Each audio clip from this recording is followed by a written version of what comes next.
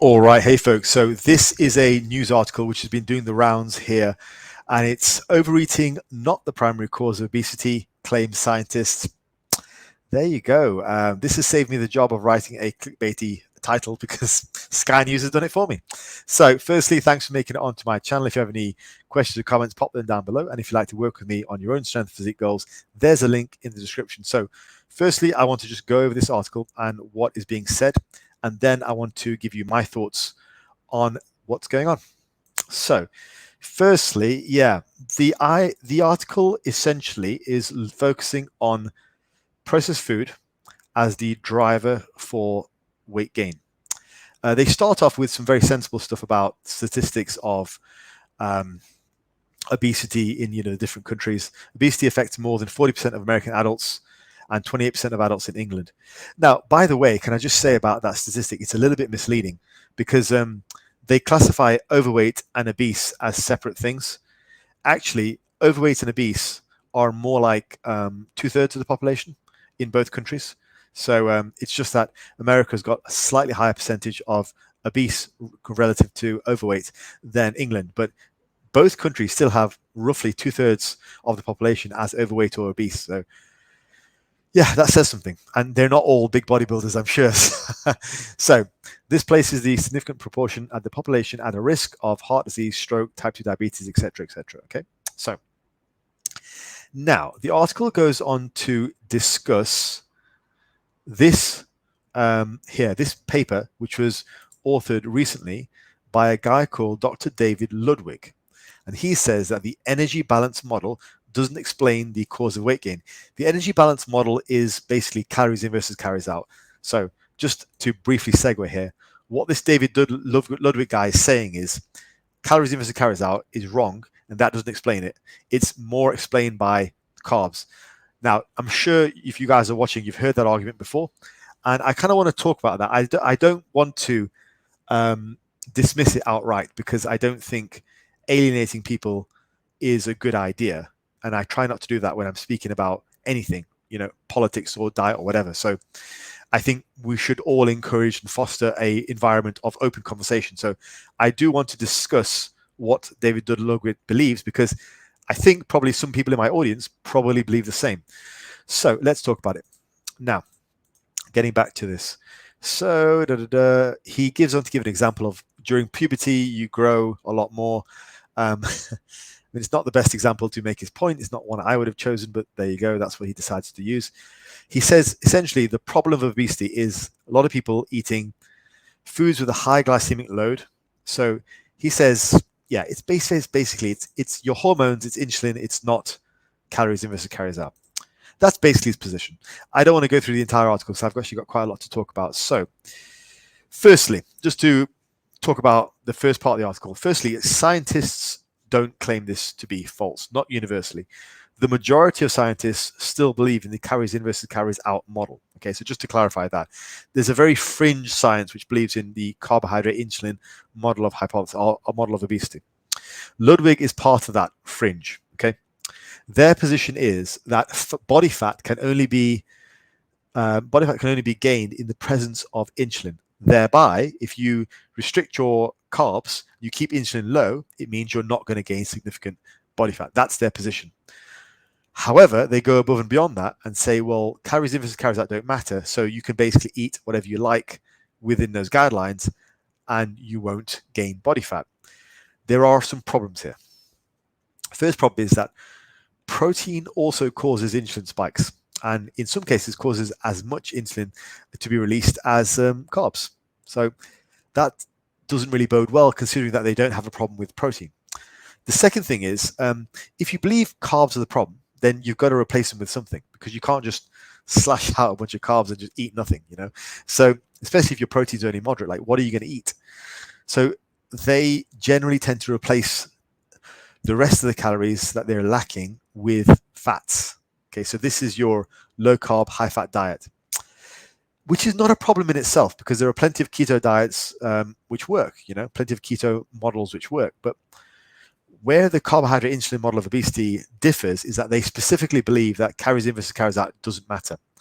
So if you cut out your carbs and you replace them all with fats, And if you no longer believe in calorie control, we're in a position where people think that they can eat as much fat as they like and not gain body fat.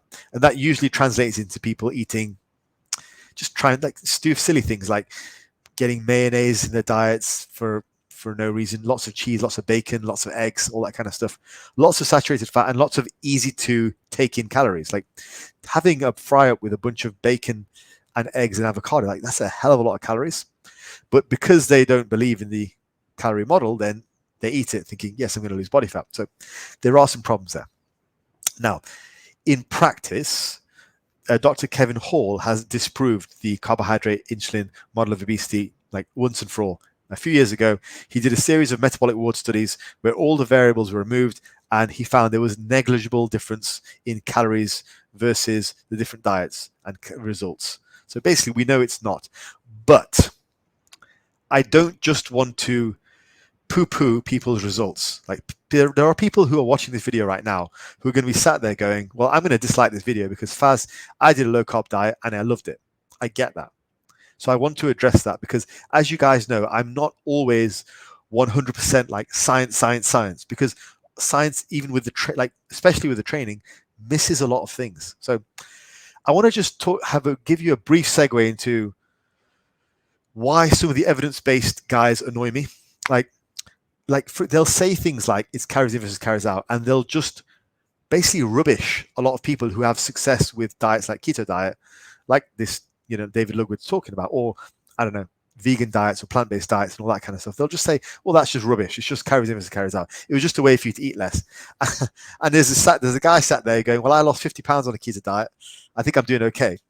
And they'll go, oh yeah, whatever. It's just, you just believed in it more. Like that annoys me about the science, guys. So, and as I say, I like to encourage discussion amongst both sides. So we have two sides which clash quite a lot: calorie in versus carries out, and then the special diets. Like there's a reason why people go low carb. There's a reason why people fast, and it's not just that. It's calories. It's a way of reducing calories. People actually find it easier to go keto, to go low carb, to do fasting, to do like a plant-based diet. People find it easier to do that. So it's not just carries in versus carries out. And it's not just individuality. It's not just, well, I like keto, so I'm going to do keto, or I like vegan, so I'm going to do vegan. Like there's more to it than that. So I get annoyed with some of the science-based guys because they poo-poo everything if it's not been tested by science. But just because something has not been tested doesn't mean it's wrong.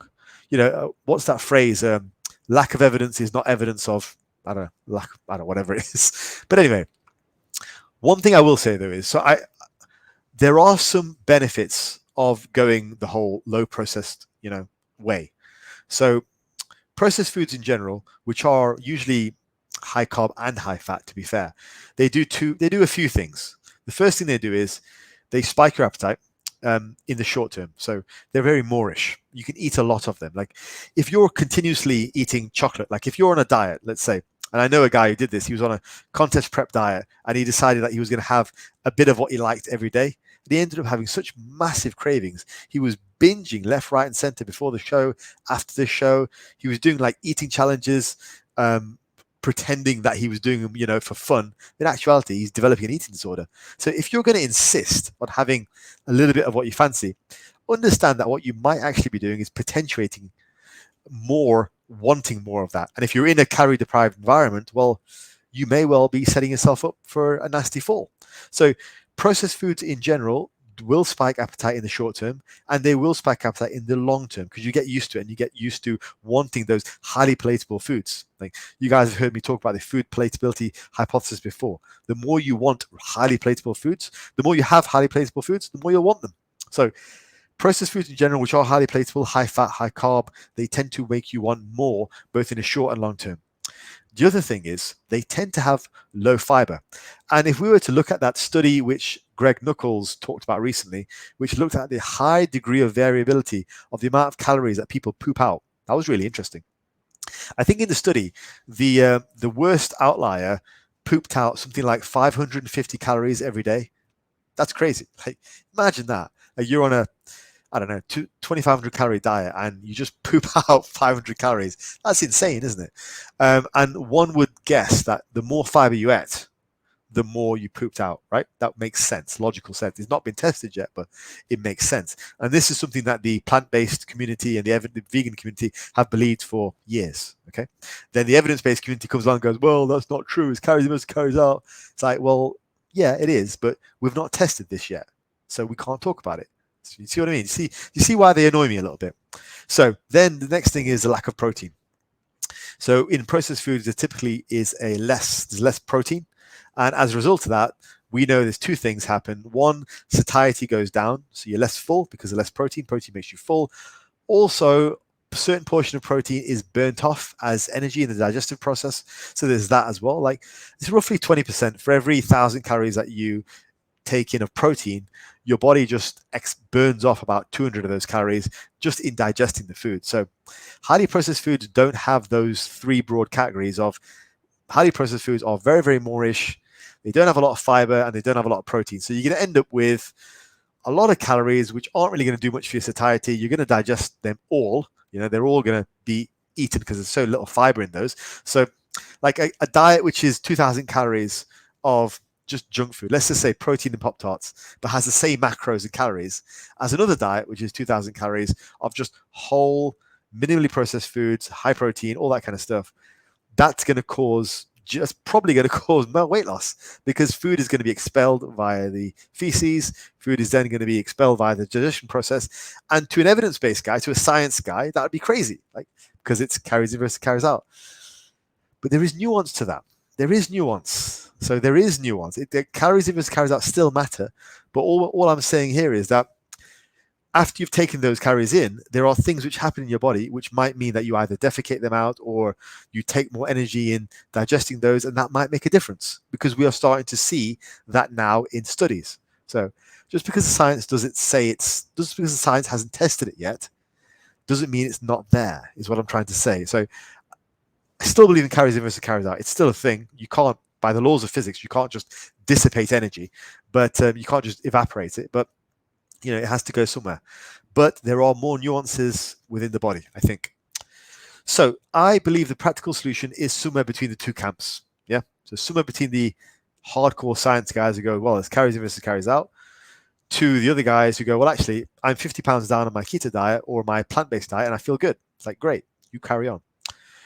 I mean, I tend to think the really, really sort of good science guys, the actual science guys, like, Kevin Hall or Brad Schoenfeld, they probably do believe in like minimally processed diets, and they don't believe in fully processed diets at all. Like they understand there's more nuance to it. It's just a little local PT who's like 21 years old, just come out of university, and has discovered energy balance for the first time. He thinks, oh, this is just magic, and he doesn't understand the nuances. When you've worked with people for a while, you start to understand them. Anyway, I think evidence-based guys are guilty of one of many things, but certainly one thing, which is they rest on the science a lot. So they lean on the science a lot. They go, well, I don't want to listen. Science says this. Like, that happens in training as well. It's like you can't do that. You've got to listen to people, and so you've got to listen to guys who are losing body fat effortlessly with plant-based diets or keto diets. So, and I also think the hands-on guys, well, they tend to sometimes. They know what works for them, but they tend to sometimes extrapolate too far. And my example at the beginning of the video was this example of, if you do believe in the carb insulin model of obesity and you are on a low carb diet, fine, but just understand your calories do still matter. Like you can't eat unlimited fat and still lose fat. And if you were doing that for a while, that's probably because you were really fat. Like once you get down in body fat, at a certain point, you will have to start counting calories. Don't be surprised when that happens. And don't just keep calm and keto on. That's BS. So in summary, what do I personally believe? Okay, me, Fazlifts. I think one of the most ideal diets for most people would be minimally processed. Like I don't have a lot of processed foods in my diet. Minimally processed with a high amount of fibrous foods. Okay, high amount of fibrous foods. I eat a ton of fruits and vegetables, a ton of them. By the way, I don't count calories anymore. Third thing is a moderate amount of protein.